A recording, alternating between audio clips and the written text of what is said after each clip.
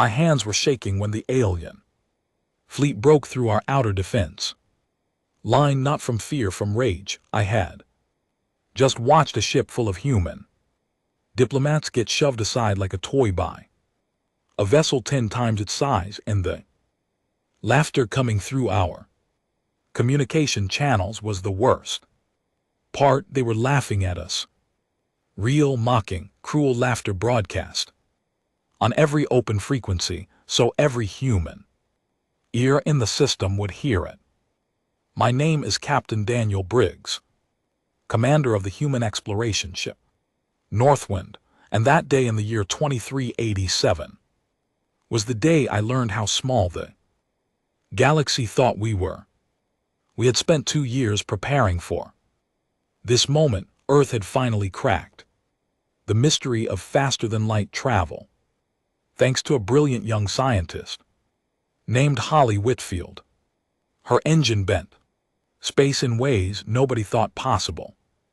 We built 5 ships, we trained crews, we rehearsed first contact 100 different ways. Every speech I had memorized, every diplomatic phrase I had practiced in my mirror, every careful gesture meant to show peace and goodwill, all of it died the moment those alien ships appeared. There were 9 of them, long, sleek, and silver. Each one looked like a knife pointed at our hearts. They surrounded our small fleet within seconds, moving in ways that should have been impossible. One moment they were a star away, the next they were close enough to touch. Their technology made ours look like a child's bicycle next to a racing car. Then came the message, the translator on my console flickered, struggled, and finally produced words. The voice that came through was deep and slow, almost lazy, as if the speaker was bored just looking at us.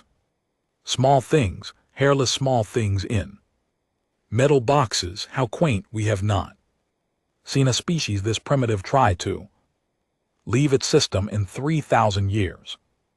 I gripped the arm of my command chair so hard my knuckles turned white. Beside me, my first officer, a steady woman named Grace Bellamy, gave me a look that said, "Stay calm." She was right. I forced air into my lungs and pressed the reply button.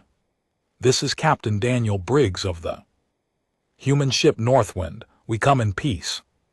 We seek to introduce ourselves to the wider galaxy and form bonds of friendship." The laughter that followed lasted almost a full minute. It was joined by other voices, other species, all listening on shared channels. They were laughing together at us. I could hear at least 7 different alien languages laughing in 7 different ways. Some sounded like clicks, some sounded like wind, one sounded like glass breaking. All of them carried the same meaning, mockery, pure, complete, unbothered mockery. When the laughter finally settled, the deep voice spoke again. "I am Ambassador Vorlag of the Carlton Conquer. I represent 7 elder species who have ruled this region for longer than your sun has burned. We have observed your little world for some time. We watched you discover fire. We watched you discover steam. We watched you discover electricity. We placed bets on whether you would manage atomic power before destroying yourselves. I lost that bet, sadly. I owe my colleague 300 years of her favorite wine. My crew was frozen at their stations. Holly Whitfield, who I had brought along as our chief science officer, was staring at her screen with an expression somewhere between shock and fury. She had spent her whole life believing humans were special. To hear an alien speak of us like we were ants in a glass jar was crushing her. I did not let myself crumble. I straightened my shoulders. "Ambassador, we are willing to learn from older species. We seek partnership, not Pity. Partnership, Vorsh repeated the word. Came back wrapped in another wave of soft chuckles from the listening fleet. Little Captain, partnerships are formed. Between equals, you are not our equal. You may in time become something resembling a civilized species. For now, you will return to your world, you will accept our terms, you will not leave your home system without permission, and you will be grateful that we are merciful enough to let you keep breathing. A second voice joined now, sharper, higher, almost hissing. I propose we name them, the conquered names lesser species when they enter our space. It helps the records keep clean. A fine idea, Vorsh agreed. There was a pause, then Vorsh announced, with theatrical seriousness, we name your species the cradlings, children of the cradle, may you grow up someday. Cradlings, they named us like pets. Holly stood up at her station. Captain, I have to say something. I shook my head once sharp. Stand down, doctor. But Captain, they are insulting. I said stand down. Holly sat. Her hands were trembling on her console. I understood. I felt the same shame burning through my chest, but I had read enough history to know what happens when small powers shout at giants. They get crushed. We were the small power. I had to swallow this. I had to accept this. I had to bring my crew home alive. The terms came across our screens in writing. They were brutal. We would accept what they called provisional sapient status, which meant we had no voice and no vote. We would not develop weapons beyond a fixed level. We would allow conquered observers to land on Earth and live among us. We would teach them our languages, our biology, our history, while they taught us almost nothing in return. The probation period was 400 years, 4 centuries before we would even be allowed to speak in their council. I read every line. My jaw was tight, enough to crack stone. I signed. What else could I do? As I signed the last document with my biometric thumbprint, Vorlag spoke. Again, almost kindly this time, the way a man might speak to a clever dog. You did well, little Captain. You showed wisdom. Most primitive species fight us. At this point, they die quickly. You will live to bring your people the news. Thank you, Ambassador, I said through teeth that felt locked shut. As a parting gift, we will provide you with a star map of your local sector. You may find it useful. Try not to break anything important while you explore your tiny corner. The galaxy is older and stranger than your soft minds can imagine. Goodbye, Captain Briggs of the Cradlelings. The connection cut, the 9 silver ships peeled away, vanishing into folds of space, leaving us alone with our shame and a single data file glowing on my main screen. The bridge was silent for a long time. Holly was crying quietly. Grace was breathing slowly through her nose, the way she did when she was trying not to break something. The other crew members stared at their stations as if afraid to look at each other. I cleared my throat, set course for Earth, bring the rest of our fleet into formation. We are going home. Yes, Captain, Grace said softly. As the ship turned, I opened the star map file. It was a detailed 3-dimensional chart of every system within 50 light years of Earth. Stars, planets, ancient travel routes. Names. The names were written in the Conquered's own script with our translation provided beside each entry. I stared at the names for a long time. Something about them was wrong. Something about them was tugging at the back of my mind in a way I could not explain. I called Holly to my ready room an hour later. She came in with red eyes and a stiff back. I sat her down and turned the star map toward her. Doctor, look at these names. Read them out loud. She frowned and began. Arata, Minda, Sapara, Eridu, Nimrud, Anunnaki. She stopped. Her face went pale. Captain, these are not alien words. What are they? They are old. They are very old. Arata is close to Arata, a lost city. From ancient Sumerian texts, Sapara is a real ancient Sumerian city. Eridu, also known as Uruk, is where writing was invented on Earth. Nimrud is an Assyrian word. Anunnaki is shockingly close to Anunnaki, the so-called gods of ancient Mesopotamia. I felt cold spread through my stomach. Could it be a coincidence? 6 names. That sounded like ancient Earth names by accident. Holly shook her head. No, the pattern is too strong, and look here, the Conquered assigned symbols to each system. These symbols, Captain, I have seen these symbols before. In museums they appear on tablets that are 5,000 years old. We sat there in silence. The north wind hummed around us. Outside the small window of my ready room, the stars stretched away into infinity, and somewhere out there, a Carlton ambassador was probably still chuckling about the cradle children he had just put in their place. But in my ready room, something else was happening. A door was cracking open. The back of my mind, a door I had not known was there. Why would aliens, who had never visited Earth in any official record, name 40 stars after cities and gods that humans had stopped writing about thousands of years ago?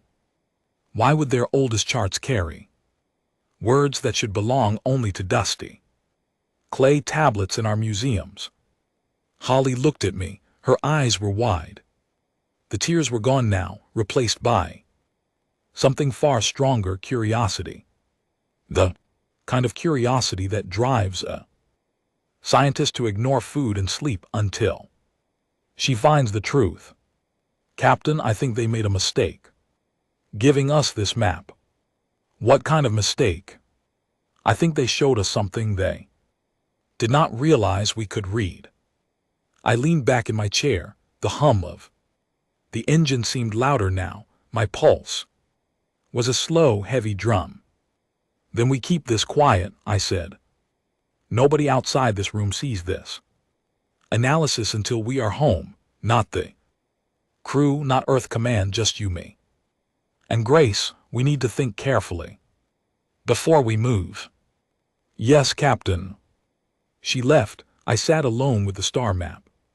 For a long while, the Carlton thought they had named us cradlings, children of the cradle. They thought they had put us in our place.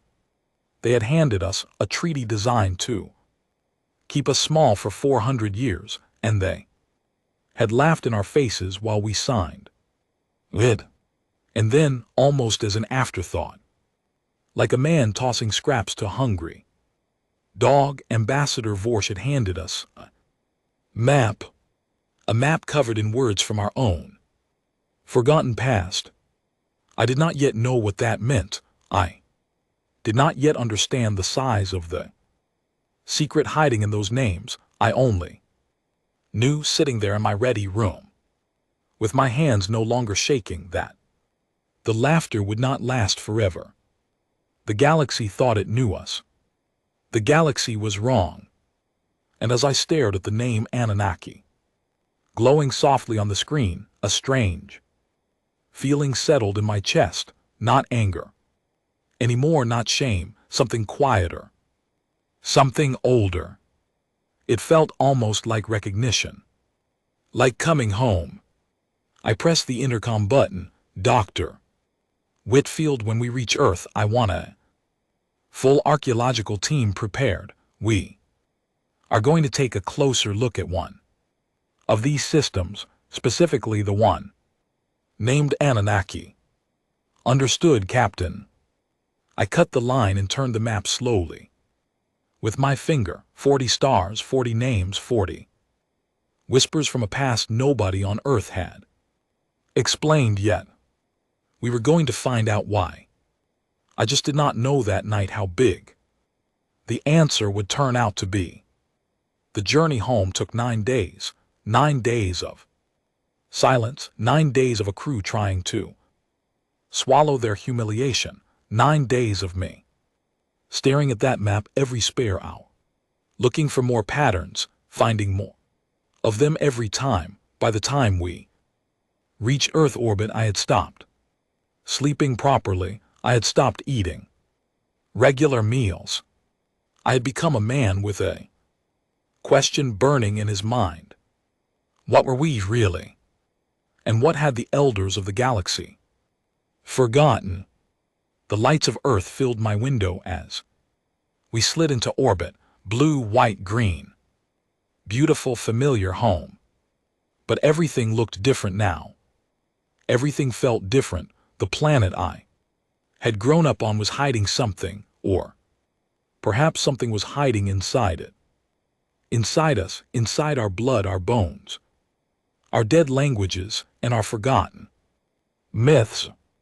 I turned away from the window and went to prepare my report, the hardest report of my career. I had to tell Earth Command we had been mocked, named, and put on probation. I had to deliver shame to the leaders of 7 billion people. But I would also bring them a map full of secrets. And in 9 days of staring at that map, I had decided one thing. The Kelton Conqueror had laughed at the wrong species. They just did not know it yet. The Earth Council chamber had never been quieter. 47 elected leaders from every nation sat in a curved hall of dark stone and silver paneling, watching me deliver the worst news in human history. I had stood at podiums before. I had given speeches to crowds. None of that compared to this. The faces in front of me were old and young, dark and pale, expert and political, and every single one of them was holding their breath as I spoke the word probation. I told them everything. The 9 silver ships, the mockery, the laughter on shared channels, the name cradlings, the 400-year sentence, the fixed weapons limit, the observers who would soon land on Earth and live among us, watching us like scientists watch fish in a tank. I left nothing out. They deserved the truth. When I finished, an old woman near the front stood up. Her name was Counselor Margaret Doyle, and she had been in politics longer than I had been alive. Her voice was level. Captain Briggs, do we have any chance of fighting them? None, Counselor. They moved through space in ways our science cannot yet explain. A single one of their ships could have ended our entire fleet in seconds. I judged that surrender preserved more lives than resistance. Then you judged correctly. Thank you for your service. Now sit down and let us discuss what comes next. I sat, my legs were grateful. The chamber broke into argument almost immediately. Some counselors wanted to accept the treaty fully and quietly grow stronger. Others wanted to refuse and prepare for war, even a war we could not win. A few demanded that we hide the entire incident from the public. The shouting went on for hours. I waited. I had not yet shared the second part, the map, the names, the whispers from our buried past. When the chamber finally quieted, I stood again. Counselors, there is more. I walked to the central display and opened the file. The star map filled the Room glowing in 3 dimensions above. The floor, 40 stars rotated slowly. Their names floated beside them in soft blue letters. This was given to us by Ambassador Vorch as a parting insult, a gesture, meant to show how much greater their knowledge was than ours. Dr. Holly Whitfield, my chief scientist, and I spent the return journey studying it. We have found something they did not intend us to find. I pointed to the names. These star names are not alien words. They are human words, ancient human words. They come from languages that died on Earth thousands of years before we built our first radio. The chamber went still. That is not possible, someone called out. How could aliens know words from our dead languages? That is the question, I answered, and the answer matters. Holly stepped forward. She had prepared a presentation. Her voice was steady. Now, the shame of the encounter had transformed in her into a fire, and that fire was knowledge. She walked the council through her findings. She showed them how Sippara on the alien map matched Sippar in ancient Mesopotamian records, how Aratha matched Iratha, how Anunnaki was nearly identical to Anunnaki, the figures called sky beings in our oldest texts. She showed them how the symbols beside the star names matched real symbols, carved on real clay tablets sitting real museums in our cities. She projected photographs of the tablets beside the alien symbols. They were not similar, they were the same, stroke for stroke, curve for curve. Dr. Counselor Doyle said carefully, are you suggesting that aliens visited Earth thousands of years ago? I am suggesting something stranger than that, Counselor. I am suggesting that Earth visited the stars thousands of years ago and then forgot. The chamber erupted. People shouted across each other. I let it happen. Truth needed time to settle. When the noise dropped, Doyle spoke again. What do you propose? I proposed, I said, a quiet expedition, not a fleet, a single ship. Volunteer crew. We travel to the system called Anunnaki on this map. We see what is there. If it is empty, we have lost nothing. If it is not empty, then we have found the most important thing in human history. The council voted 29-18 in favor. 3 days later, the Northwind launched again, this time with a smaller, more focused crew. Holly Whitfield came as my chief scientist. Grace Bellamy stood again as my first officer. We added Professor Edmund Hartley, a leading expert on ancient civilizations, who had nearly fainted when we showed him the alien symbols. We added Dr. Priya Bell, geneticist, in case we found anything biological. We added a small team of archaeologists, 24 people in total. We told the public we were running scientific surveys near the edge of human space. Nobody outside the council knew the truth. The Anunnaki system was 41 light years from Earth. With our new engine, the journey took 6 days. During those 6 days, Hartley barely slept. He was obsessed with the names on the map. He filled 3 notebooks with cross-references between alien words and ancient texts. By day 4, he had built a chart showing that at least 27 of the 40 alien star names matched sacred or mythological places from human history. Captain, he said to me one evening over a cup of tea, I have spent my whole career being laughed at. I wrote a book once arguing that some of our oldest myths might contain real memories of real events, deeply distorted by time. I was mocked. My students were embarrassed to say they studied under me, and now, he laughed almost a sob.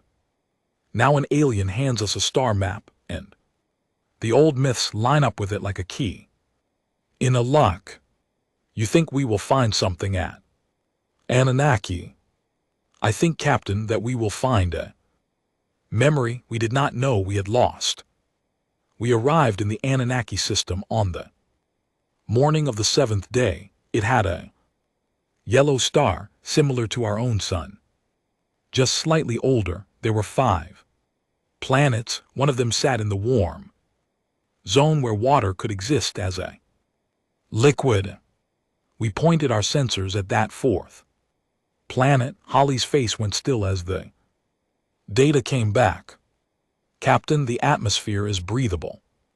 The surface has water. There are land masses. There is no current civilization, but what? There are structures. She put the visual on the main screen. From orbit, we saw a desert continent. Across the desert, half buried in sand, were lines. Long straight lines. Curves, squares, the unmistakable shapes of a city, a huge city, dozens of square miles of ruined buildings, weathered down by what looked like thousands of centuries of wind. Hartley made a small sound somewhere between a gasp and a prayer. It is real, he whispered. It is all real.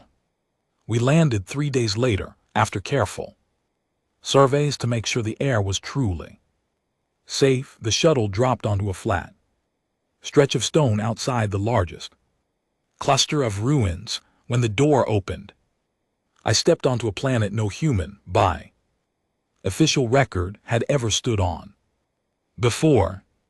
Yet the moment my boot touched the ground, I felt something I cannot explain. Recognition, as if my body remembered what my mind did not. Hartley stepped out behind me, then stopped. Tears were already on his face. Holly came next, then the others. We walked toward the ruins. The closer we got, the more impossible it became. The walls, weathered though they were, showed clear signs of design. Doorways, windows, courtyards, columns. The proportions were familiar. The doorways were sized for beings roughly our height. The steps had steps the right depth for human legs. Handholds carved into the walls fit human hands. Hartley climbed onto one of the walls and traced a carving with his fingers. Captain, he called down, come up here. I climbed up. He pointed to a worn carving. It showed 2 figures standing beside what looked like a tree. The figures had 2 arms, 2 legs, a head. They were unmistakably shaped like us. Holly was already running spectroscopic scans on the stone. After a few minutes, her face had drained of all color.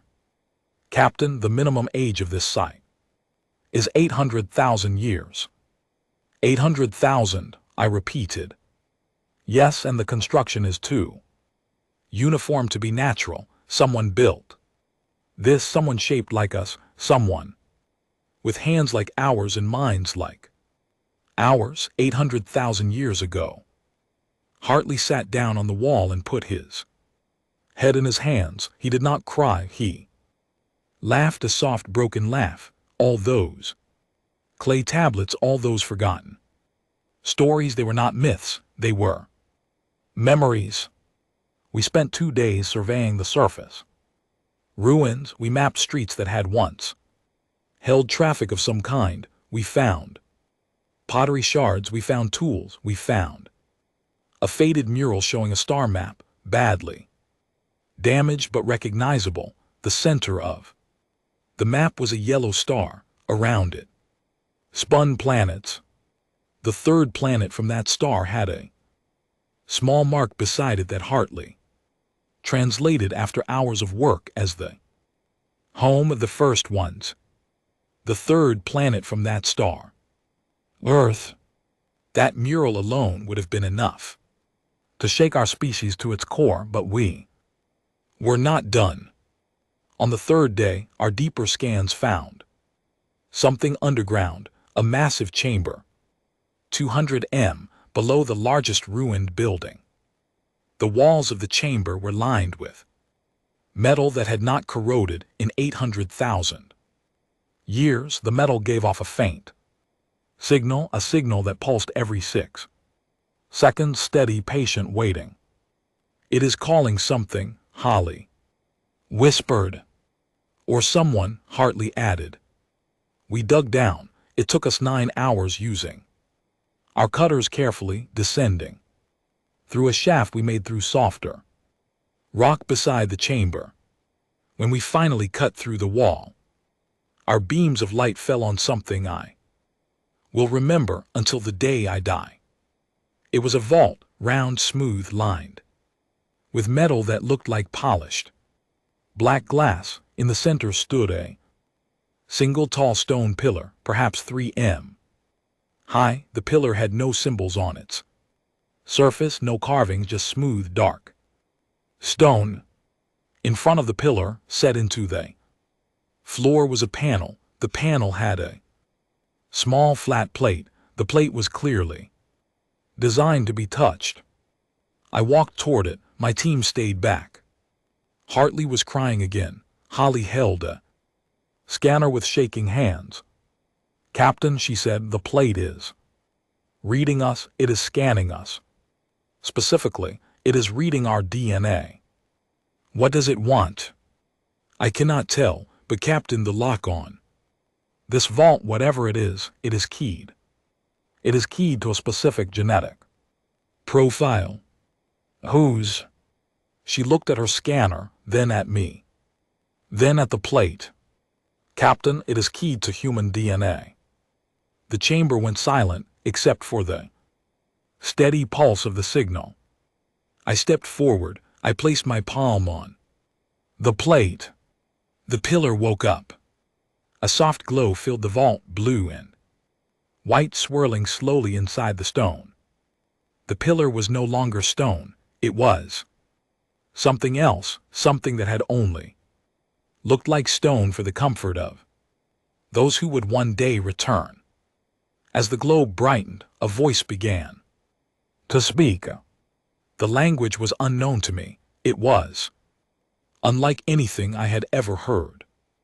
Hartley fell to his knees. He was the only one of us who recognized any of it. That is, Captain, that is a language I once theorized existed. The root language, the mother of all our oldest tongues. It is older than Sumerian, older than Sanskrit, older than anything, Captain. That voice is speaking Proto-Earth. Slowly our translator caught up, working with Hartley's notes from the journey. Words began to form on our screens, then sentences, then a message. It was a long message. As it played, our hearts hammered. Holly sank to her knees. Hartley wept openly now. I stood with my hand still on the plate, listening to a voice that had been waiting 800,000 years for someone like me to come and turn it on. The first words of the message were simple. To the children who returned home, welcome back. We are sorry that we left you behind.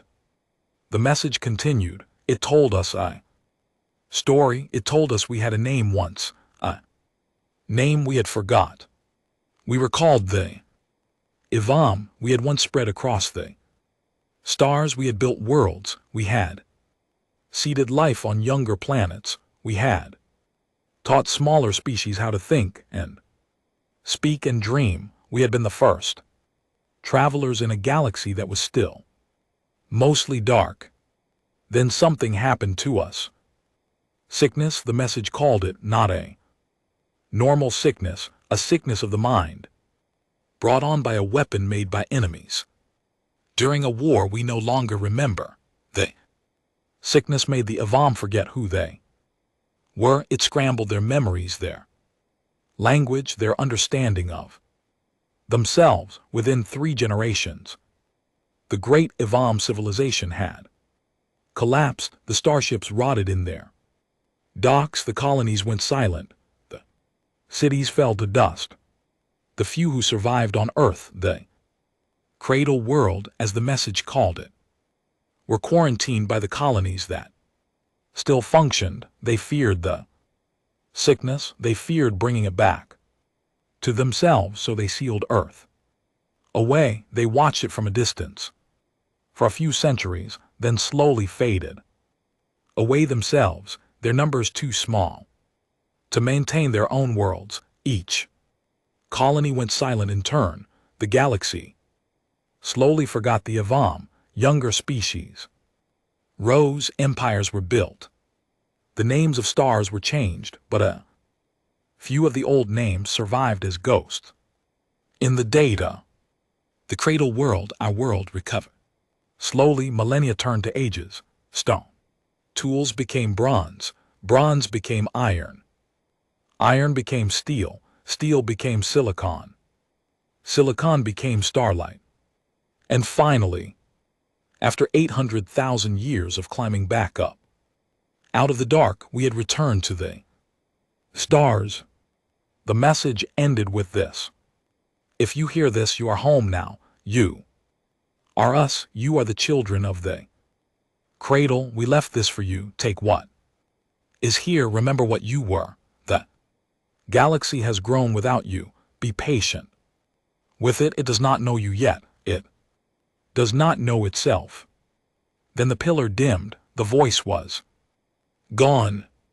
Hartley pressed his forehead to the floor. Holly was sobbing softly. The other team members stood frozen, unable to absorb what they had just heard. I took my hand off the plate. The vault held more than the pillar.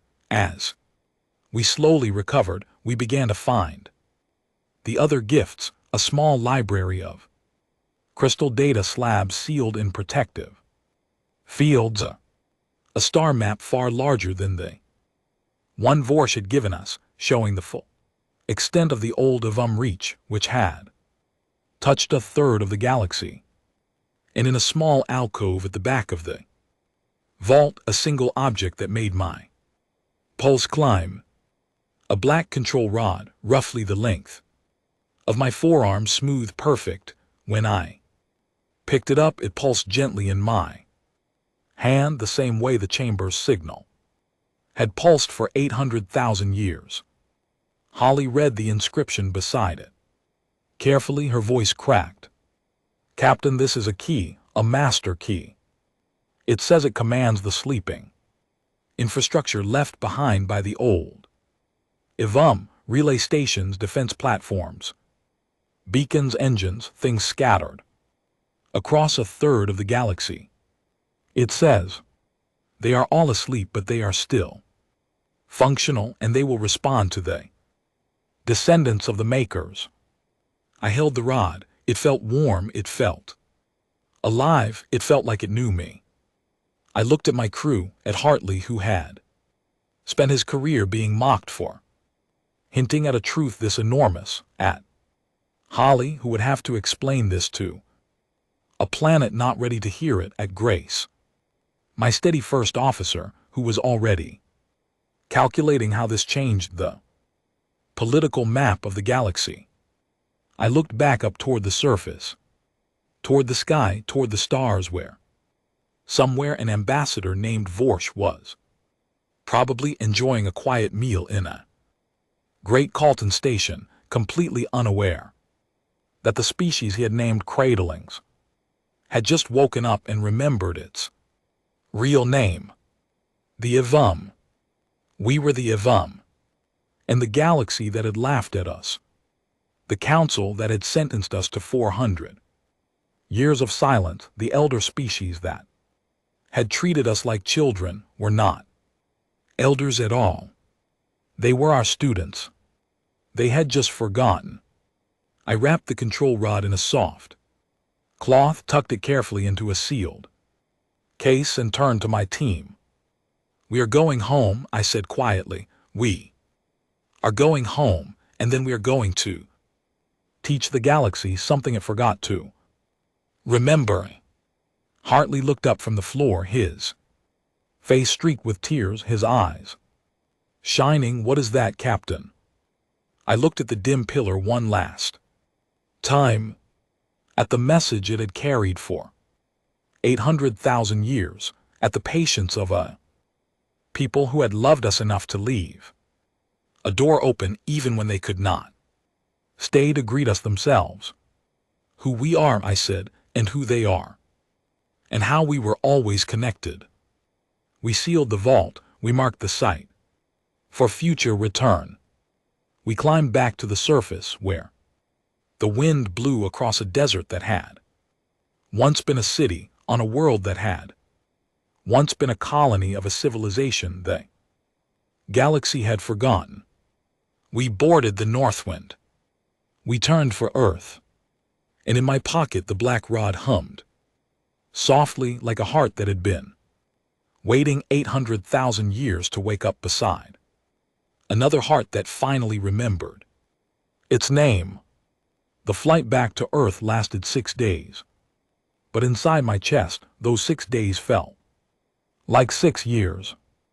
Every hour I sat alone in my cabin with the black control rod resting on my desk, watching it pulse in time with my own heartbeat. Every hour I remembered that voice. We are sorry that we left you behind. Every hour I tried to imagine how I would explain this to 7 billion people who had just been told 3 weeks earlier that they had been demoted to galactic kindergarten by a laughing alien. Holly worked herself to exhaustion, translating the data slabs we had brought back from the vault. Hartley refused to sleep, instead reading the slabs aloud to himself in whispers, marking each new revelation in his battered notebook.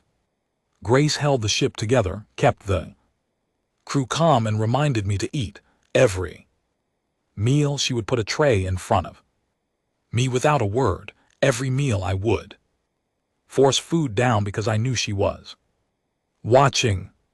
3 days into the journey, Holly called me to the science deck. Captain, you need to see this. She had a slab projected on the main display. The slab was full of what looked like family trees, but stranger.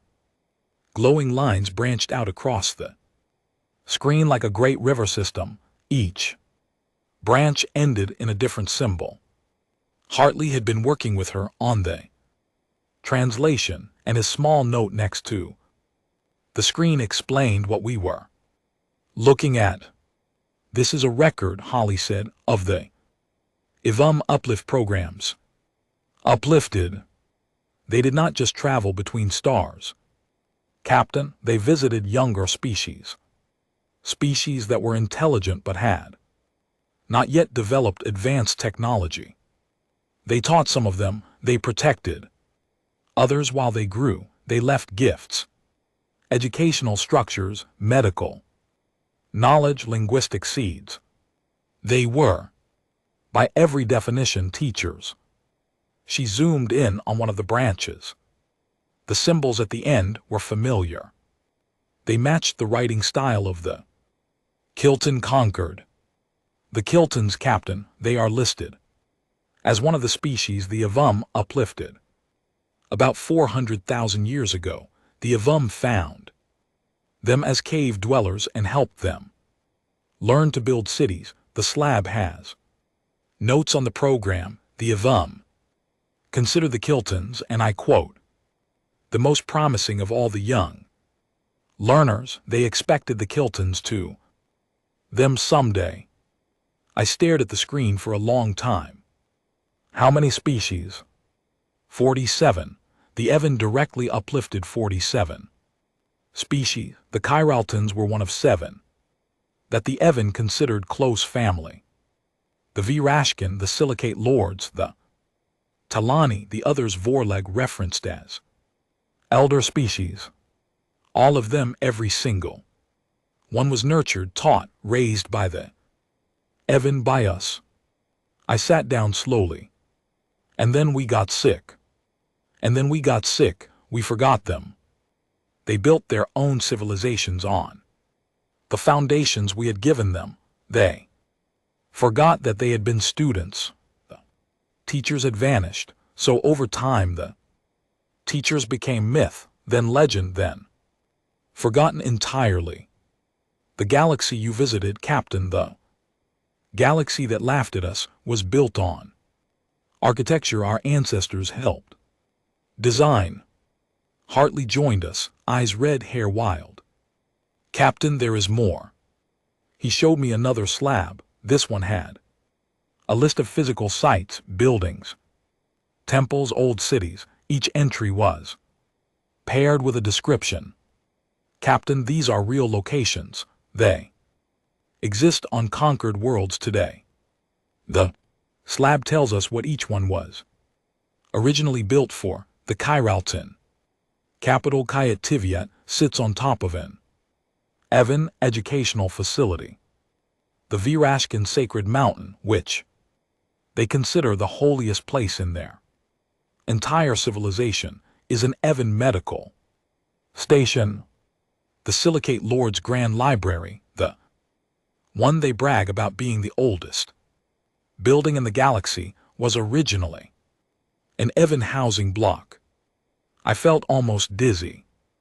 They are walking on our foundations and praying at our forgotten schools. Yes, and they do not know. I closed my eyes. The rod on my desk pulsed warm in my pocket. When I opened my eyes, I knew what I would do. Earth gave us a thunderous welcome. They did not yet know what we had brought back, but rumors had spread that the Northwind had returned with discoveries. The council called an emergency closed session for the morning after we landed. I stood again at the same podium. Same 47 faces watched me, but this time the air was different. They had heard whispers. They had seen the unscheduled return. They had noticed the unusual security around our landing. I did not waste time. I told them everything. I told them about Anunnaki, about the city, about the vault, about the pillar, about the message. I played the recording with Hartley's translation running beneath. I projected the family trees Holly had translated. I showed them the list of uplifted species. I named the Kayalton as our cultural descendants. I showed them the foundations of their cities. I let the data slabs speak for themselves. The chamber listened in absolute silence for 2 hours. When I finished, I held up the black rod. And this, I said quietly, is a master key. It commands the sleeping infrastructure left behind by our ancestors. There are dormant EVAM systems scattered across 1/3 of the galaxy. Many are still functional. They will respond only to those who carry the genetic signature of the makers, which is to say us. Counselor Doyle's hands were trembling. She was an old woman who had seen many things. She had never seen anything like this. She finally found her voice. Captain Briggs, are you telling us that we humanity, we are the elder race of this galaxy? Counselor, yes, we are. The Carlton conquered the species that named us. Cradlings, our children we taught to walk 800,000 years ago. The galaxy that laughed at us forgot that it was once raised by us. The chamber stayed quiet for another long moment. Then a younger counselor, a man named Patrick Lee, stood up. What do we do, Captain? Do we activate the systems? Do we go to war? Do we? No, I said firmly, we do not go to war. We are not seeking revenge. We are not conquerors. The Avam were not conquerors. They were teachers. If we use this knowledge to crush the conquered, we become exactly the kind of monster they fear we are. We become the Opposite of our ancestors, that is. Unacceptable. Then what? I took a breath. We use the truth, carefully, quietly at. First, we bring our case directly to the council. We confront them with the evidence. We show them who they are and who we are. We demand the treaty be replaced with something just. We offer to share the rediscovered Ivam knowledge with all 47 uplifted species, restoring their full heritage. We do not lord this over them. We hand it back.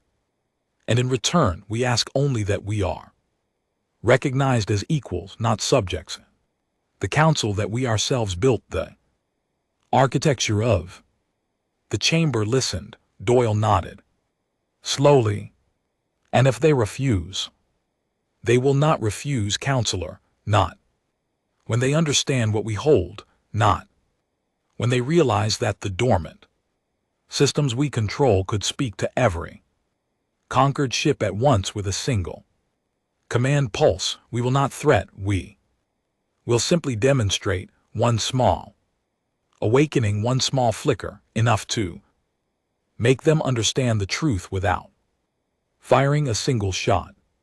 The council debated for hours. Some members wanted a harder response. Some wanted to hide the discovery and use it secretly over centuries. A small group argued for full secrecy and a long, quiet rise, but in the end, the wisdom of the moment won. We had a chance, the rare chance in history, to confront an arrogant power, not with weapons, but with memory, not with armies, but with the gentle, devastating truth of who we all really were.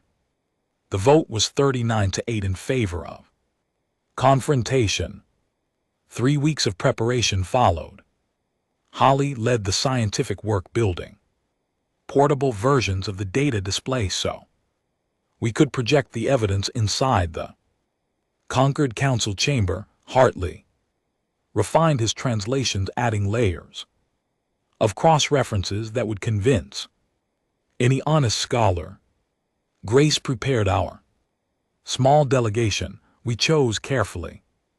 6 of us in total: myself, Grace, Holly, Hartley, Dr. Bell the geneticist, and Counselor Doyle herself, who insisted on coming. We sent a formal request to the Kelton Concord. We informed Ambassador Vorsch that we wished to address the full council on a matter of historical importance. We did not say what. The reply came back the next day. It was, of course, mocking. The cradlings wish to address the council. How charming. Yes, little ones. Come, bring your art, bring your songs. We shall enjoy the entertainment. I read it without emotion. I closed the message. I called my team. We leave in 3 days.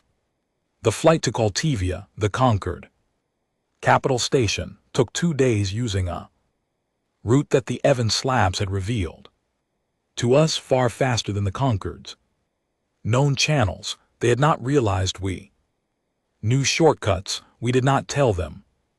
Kaltivia was a city-sized station, orbit around a yellow star, built of dark metal and glowing gold trim. As we approached, our small ship looked tiny against its bulk. Vorse personally hailed us, voice oily and amused. Welcome, little captain, welcome.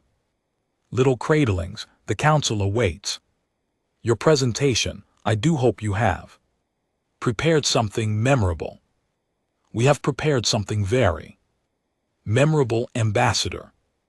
Excellent. Docket Bay 17, I shall escort you personally. Vorse greeted us at the dock himself.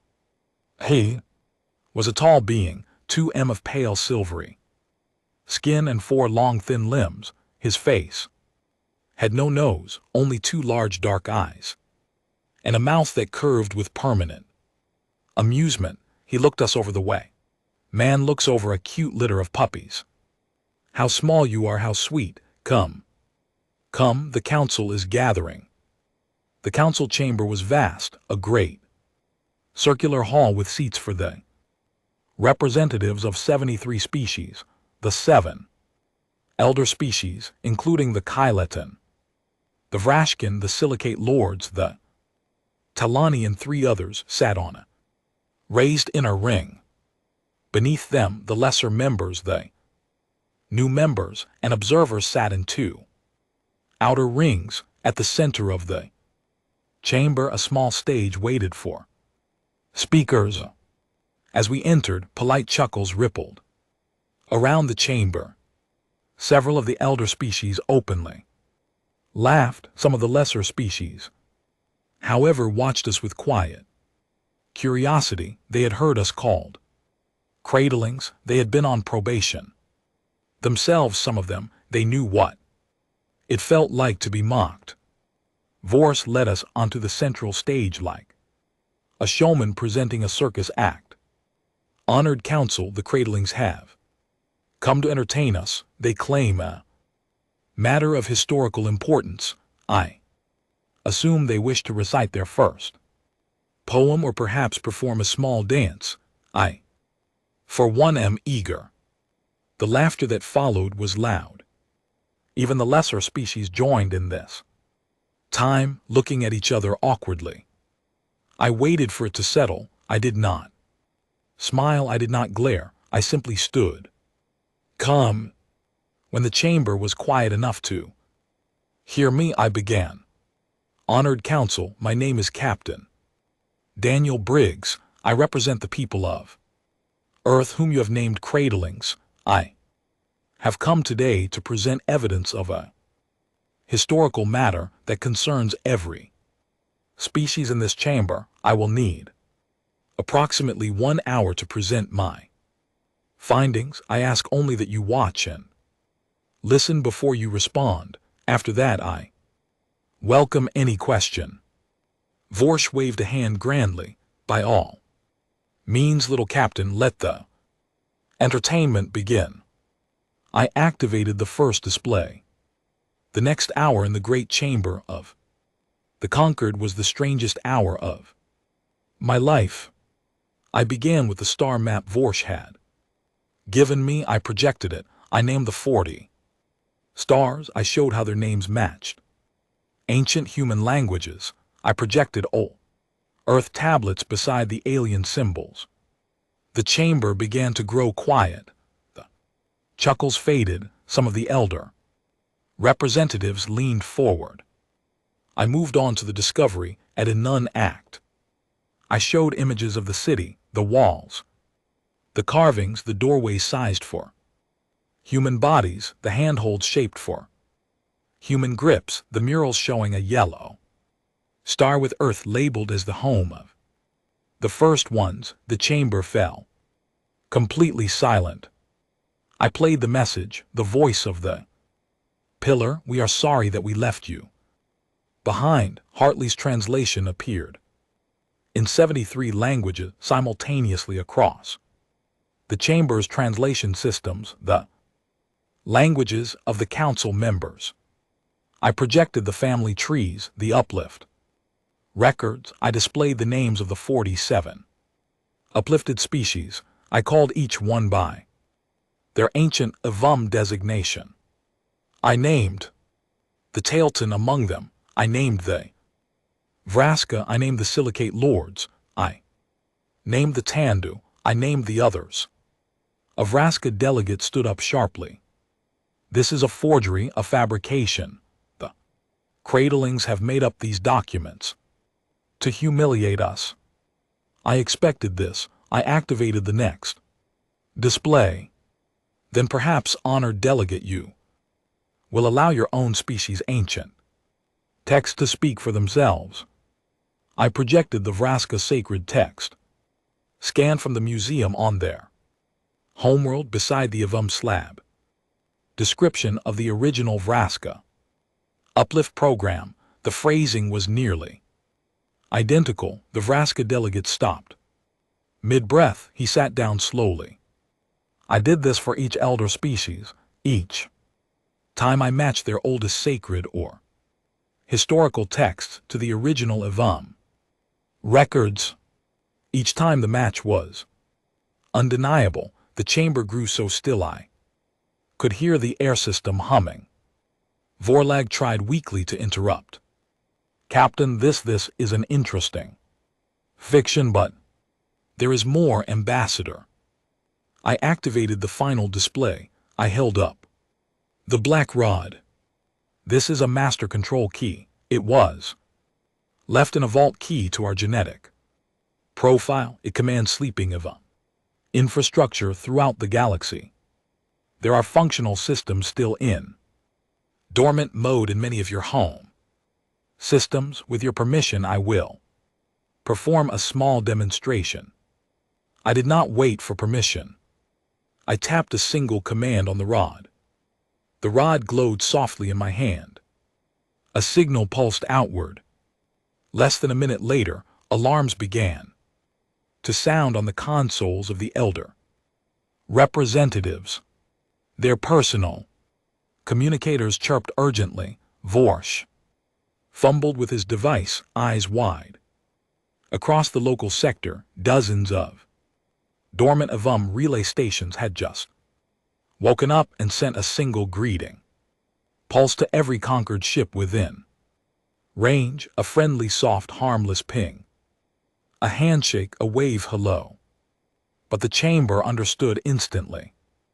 They understood that those relays had been sleeping for 800,000 years inside their own territory, and the cradlings had just turned them on with a single tap of a small black rod. Silence total, heavy, complete. Vorsh's mouth opened. It closed. It opened again. I lowered the rod gently. Honored Council, I do not bring this to threaten you. I bring this to invite you home. The HFY did not vanish. They simply forgot themselves.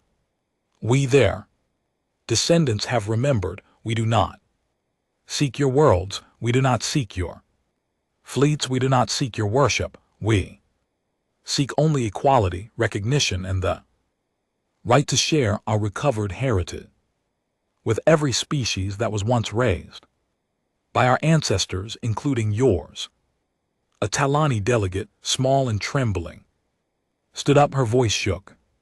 Captain, the first ones, the teachers in our oldest songs, the ones who taught us to sing, those were you. Honored delegate, you sang because we taught you. You forgot us. We forgot ourselves. Now perhaps we can remember together. She sank down. She wept openly. Across the chamber, several of the lesser species, the ones who had been on probation, the ones who had been mocked by Vorsh and his colleagues just as we had been, were watching all of this with expressions I cannot quite describe. Hope awakening, a sudden understanding that the ladder they had been told they could never climb had in fact been built by a species who had once been peers. Vorsh finally found his voice. Captain Briggs, what do you want? I smiled gently, not in triumph, in quiet certainty. Ambassador, I want to renegotiate.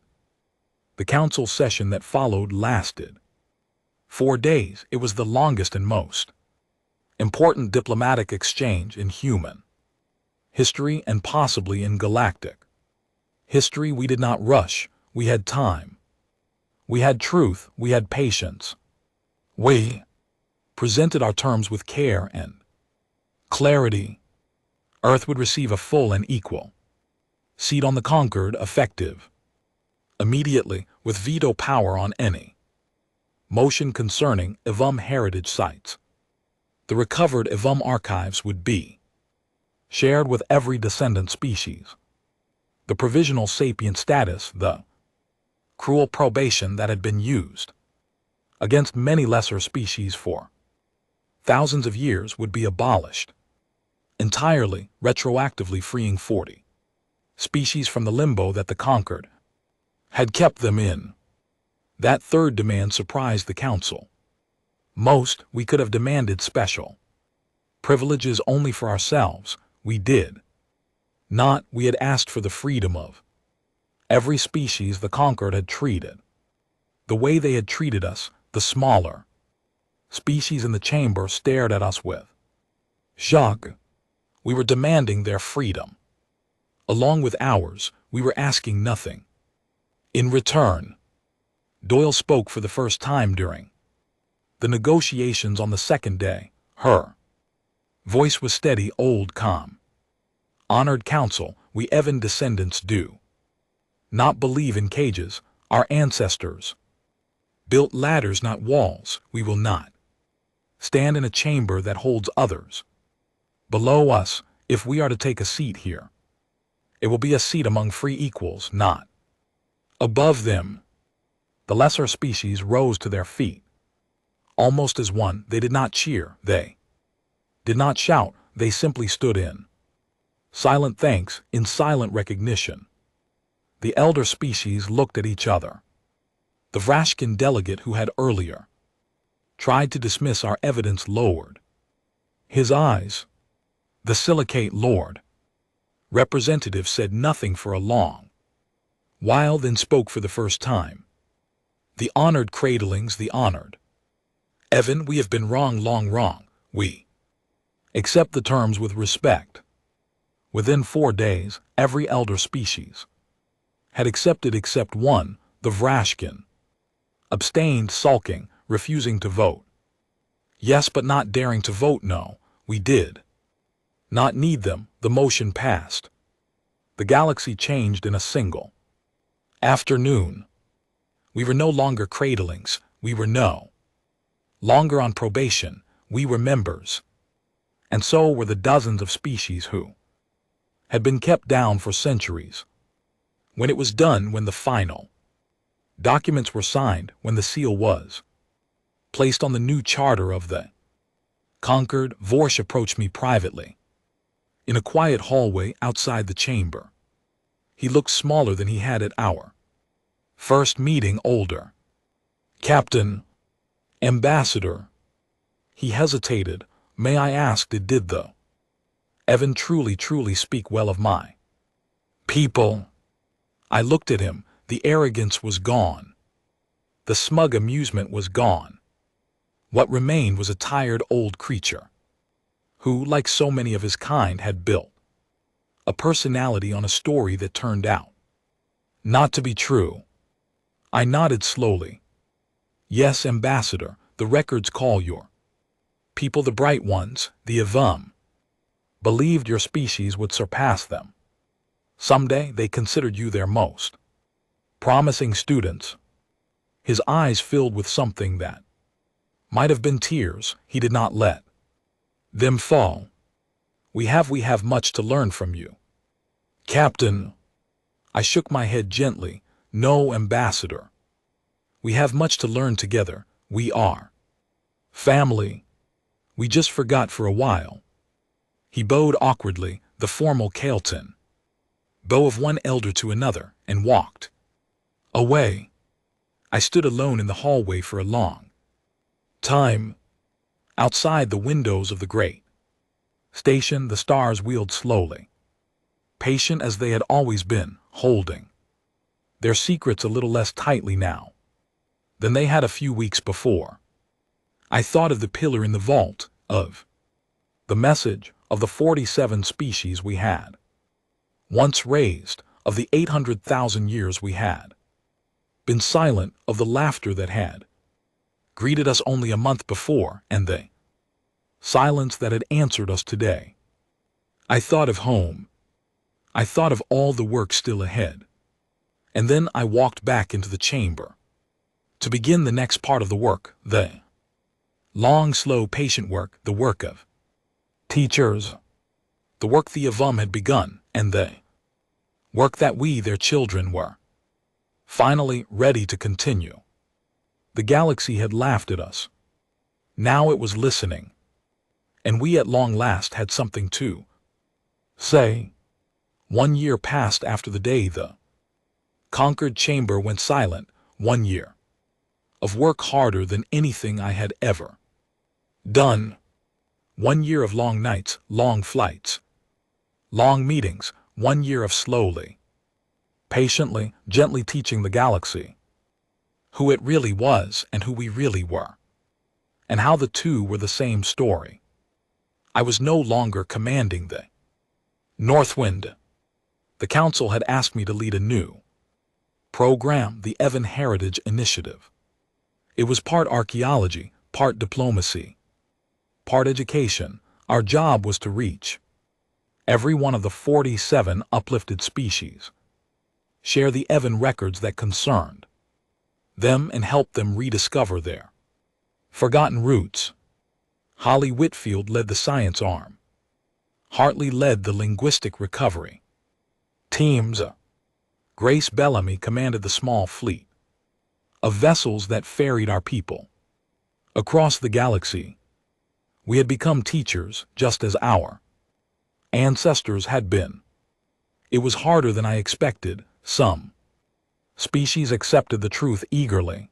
The Talani, the small singing people whose history we had restored, welcomed our delegations with great festivals. They brought out their oldest songs they had been taught by our ancestors, and sang them for us while their elders wept.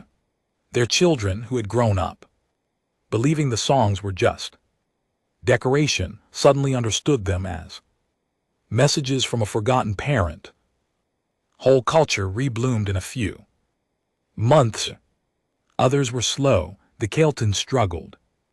They had built their entire identity on being the elder race of the region, too, except that they had once been students of an older species, a species they had mocked as primitive, was a wound to their pride. Vorse, to his credit, became one of our quietest allies. He had changed since that day in the hallway. He was no longer the arrogant ambassador who had laughed at our small ships. He was a tired, thoughtful old creature who spent long hours studying the Avam slabs in our shared archive. He came to visit Earth 6 months in. He walked through our museums for 2 days. He stood for nearly an hour in front of an ancient Sumerian tablet in a quiet gallery. When he finally turned to me, his eyes were wet. Captain, we carved similar symbols on our oldest temples. We did not know where the inspiration came from. We thought our ancestors invented them. Your ancestors learned them. Ambassador, from mine, my ancestors learned them from theirs in turn. Perhaps knowledge runs both ways across the long years. He nodded slowly. He did not speak again until we left the museum. Vrashkin were the hardest. They never officially accepted the new truth. They withdrew partially from the council, retreating to their home systems, refusing to participate in joint heritage programs. Some Vrashkin scholars, however, broke away.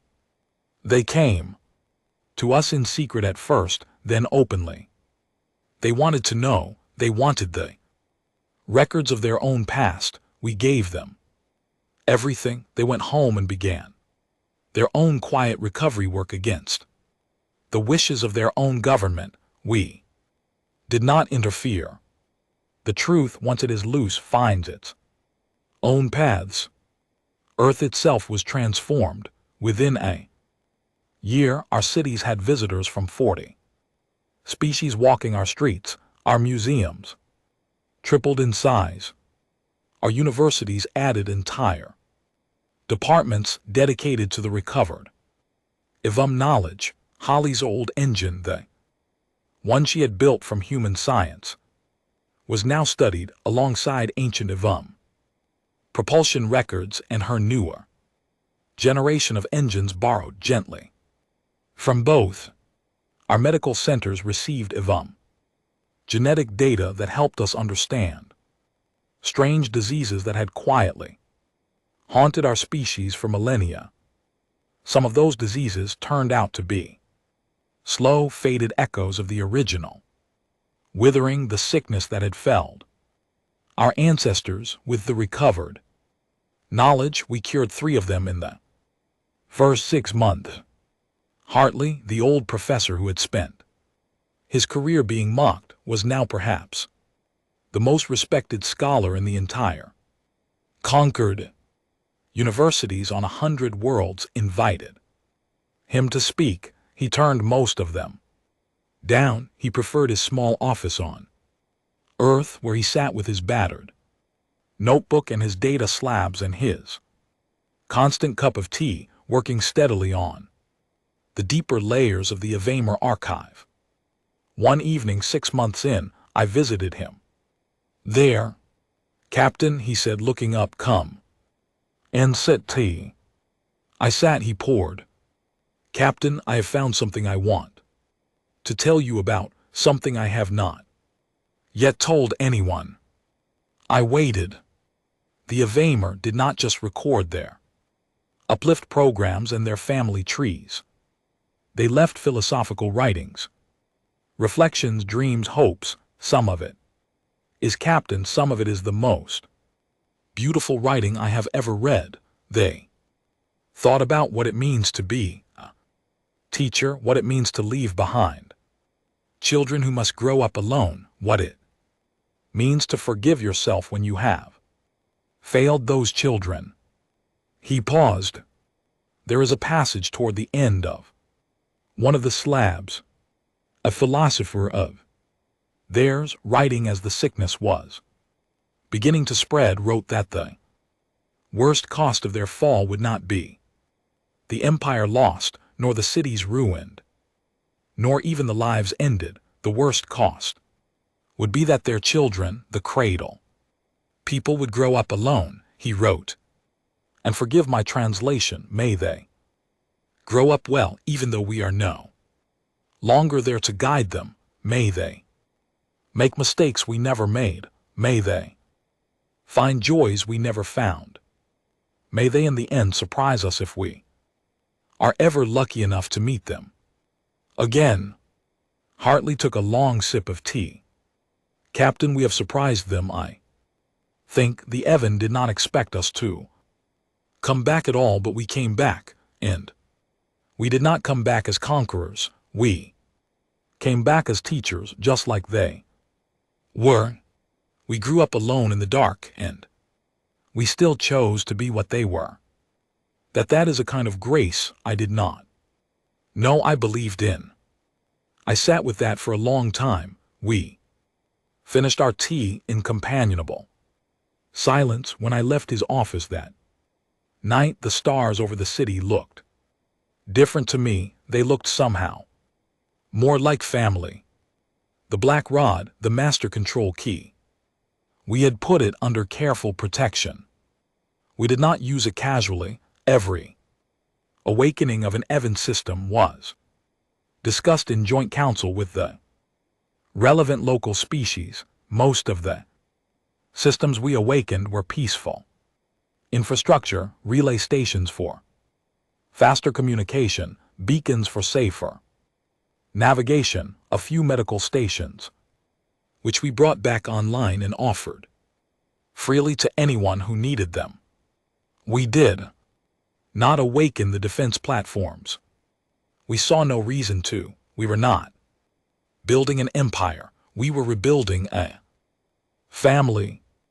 A few of the smaller species, the ones who had been on probation longest, came to us privately and asked if we might one day awaken just 1 or 2 of the Evan defense systems. They were afraid.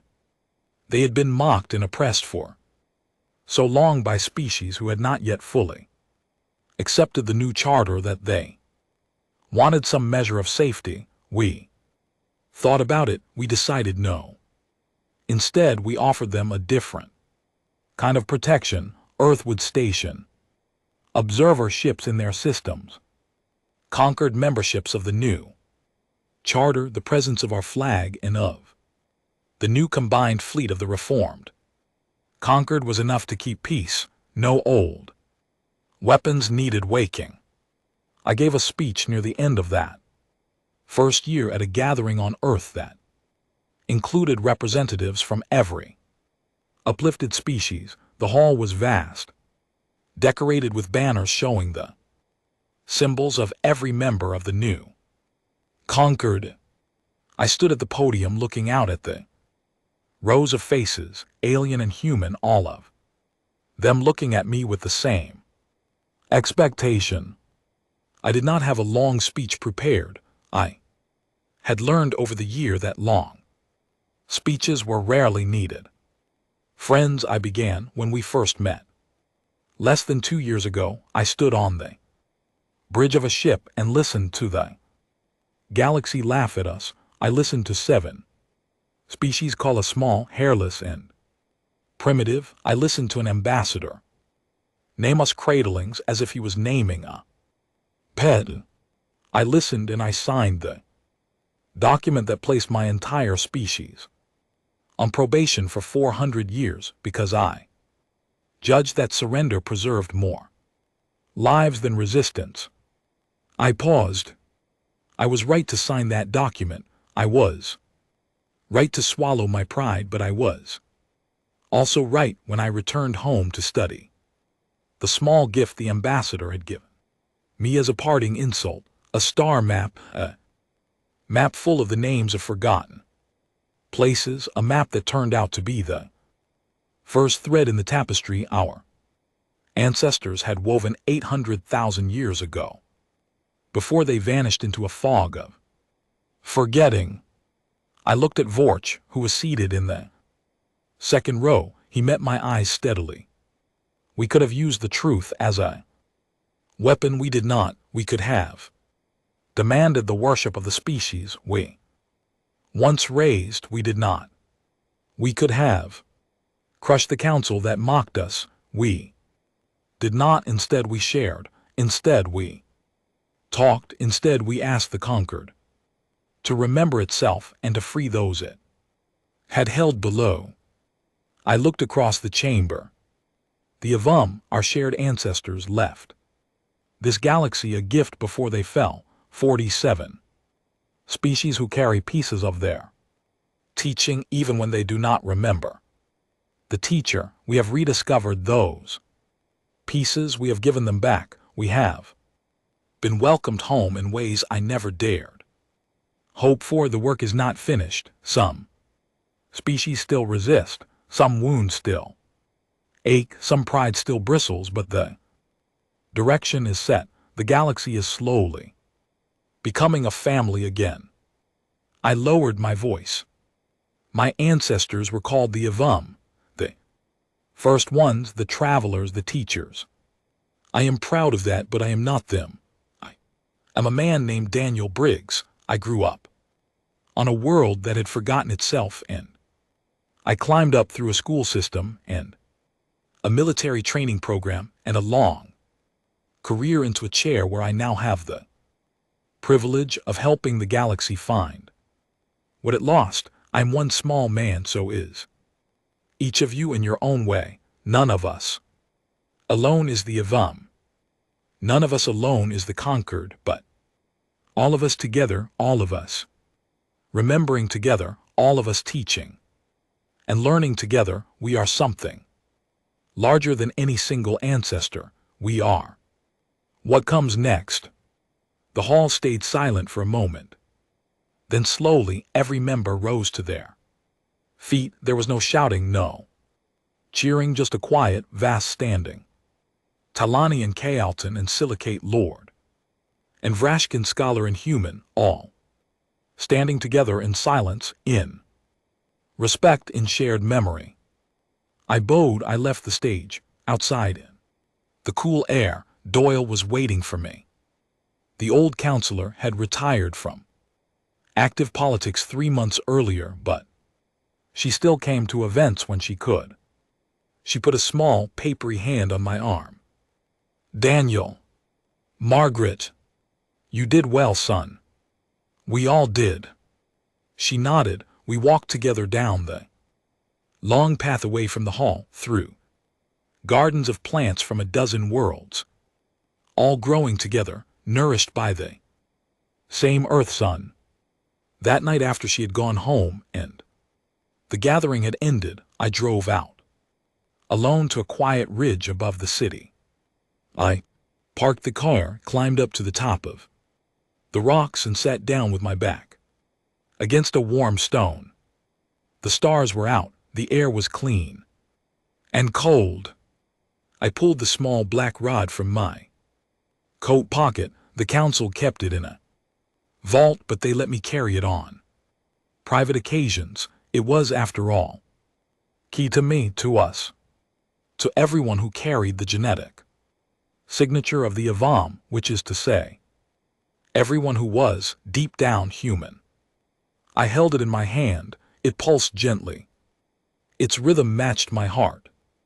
I looked up at the stars. Somewhere 800,000 years ago, a great civilization had risen and fallen on those worlds. They had built cities. They had taught children, our children, the children of 47 species. They had loved them. They had failed them by no fault of their own. When a sickness no one had foreseen had wiped their minds clean, they had left messages behind, hoping their children might one day return. They had waited. The pillars had pulsed in the dark. The vaults had held their breath. The languages had whispered to themselves in dead tablets, in unused stone, in ancient chants. No one understood any longer. And then, after all that time, after all that silence, a small captain in a small ship had been mocked, given a star map as an insult, and noticed something nobody else had been meant to notice. He had brought it home. He had asked questions. He had gone looking. He had found a vault. He had touched a pillar. He had heard a voice very far away in time say, "Welcome back. We are sorry that we left you behind." I closed my eyes. I am not a religious man. I had never been one, but that night on that ridge, with the rod humming softly in my hand and the stars wheeling overhead, I felt something close to prayer. A quiet thank you to the ancestors, to the teachers, to the parents who had loved their children enough to leave a door open for them, even when they could not stay to greet them at the door themselves. I whispered into the cold air the words I had grown to love more than any others. Welcome back.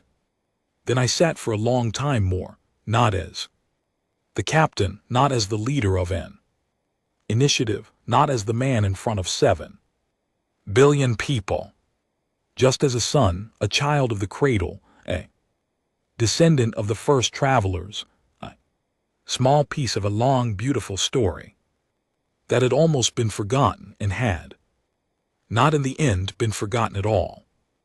Above me a satellite winked, below me the city hummed, beside me the rock was warm against my back. The galaxy turned, patient and old and full of life.